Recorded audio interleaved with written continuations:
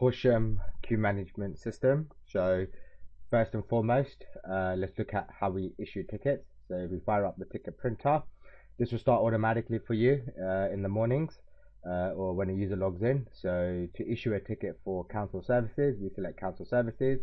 Then we select one of our following category options. So we can just use council tax, and this now issues a ticket.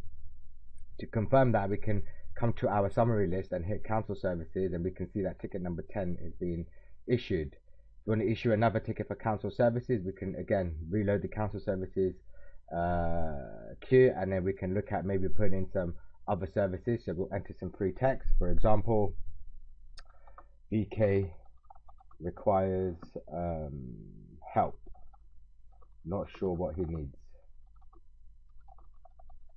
Okay, so this information will now be tied to a ticket. So when we print it, we'll have a look on the keypad later to see how that works. Now if someone comes in specifically for housing, we can direct the queue to the housing queue. So we call it interview housing, and this will be passed through to one of the interview rooms.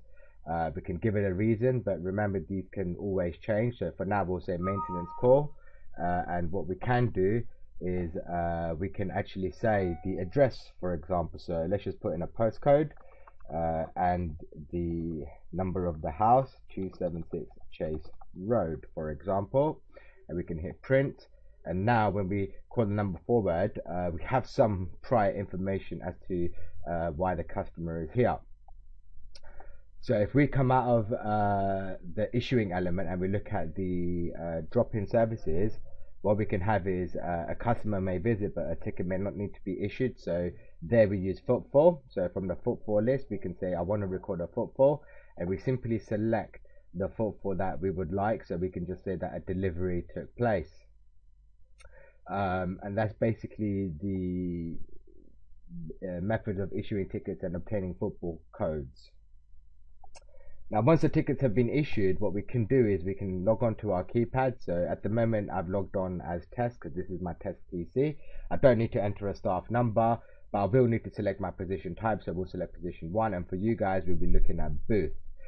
So now what we have is we have something called council services. This is what we are going to be serving today. So we hit confirm, and we can see here straight away that we have 2 tickets that are waiting. Now if you want to see what's the setup in all the what's the information related to tickets in all the other queues, we can just simply hit the queues button here, and that will just give us a breakdown in terms of these are the current tickets in the system, and this is the categories that each of these tickets actually relate to.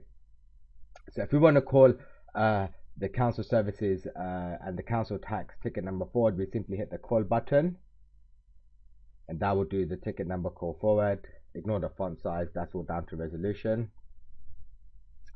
Right, so now from here what we can then do is, for example, if the customer hasn't turned up, we can recall the number.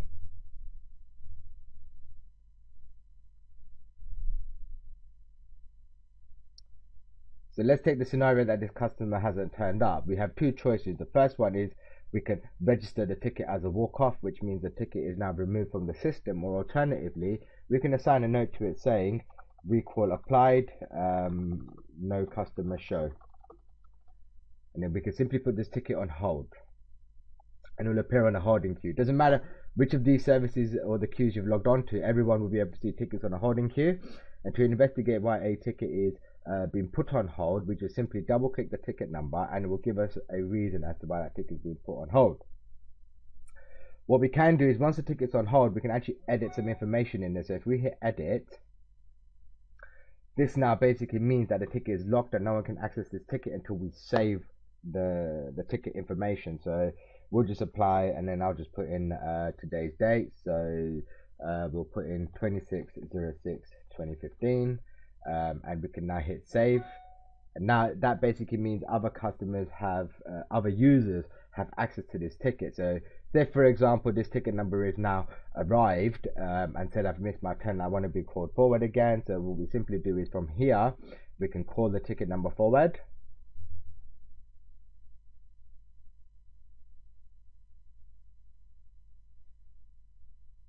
Now we're serving the customer. We can see that there's some information here in relation to that ticket. So all we now want to do is we finish serving this customer. The customer now says I want to talk to housing. So all we simply do is we transfer our ticket to one of the two interview queues. So we select interview housing, and we can say it was a customer complaint, and we can pass that ticket through. But before we do that, we still need to record why we dealt with the customer. So we can say it was a council tax and it was an account inquiry, and they made a payment using cash. So we can then submit these. It will ask you, do you want to register any more other categories for this particular ticket? So if you do have more than one conversation, we can actually record these. So we'll look at that on the next call forward. So we'll say on this time we don't want to have any other categories, so we'll hit no, and that will allow us to move on to the next ticket. So if we now call forward ticket number 11, remember we've got other and free text. So if we then call that number forward,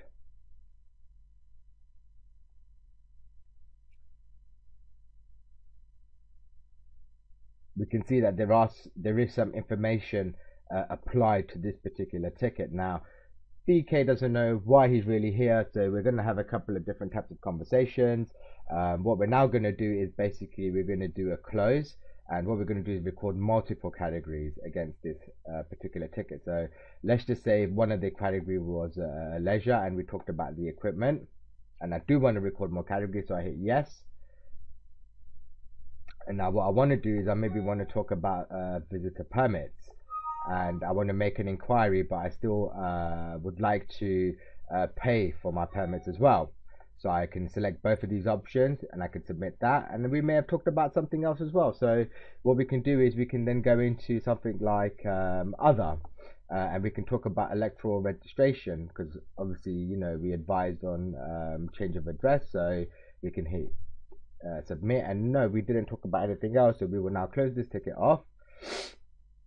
Now that journey has been completed. Now if we look at the other queues tab here, we can now see that there are 2 tickets waiting in the interview housing queue. So what we can do is we can just simply select the interview housing from our list, hit the green arrow, and that will straight away transfer us back into the interview housing queue. Now we can see that there's 2 different ranges here. So if we're issuing a ticket specifically for housing, the ticket number range will start from 500. If we're transferring any tickets from our customer services queue into housing or any of the other queues, it will still retain the existing ticket number. Now say for example we would like to call a ticket number out of sequence. All we simply do is we highlight the field and we hit call, and that will call ticket numbers out of sequence.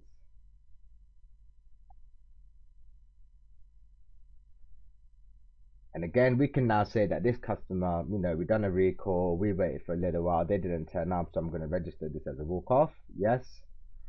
And then we'll clear the final ticket off.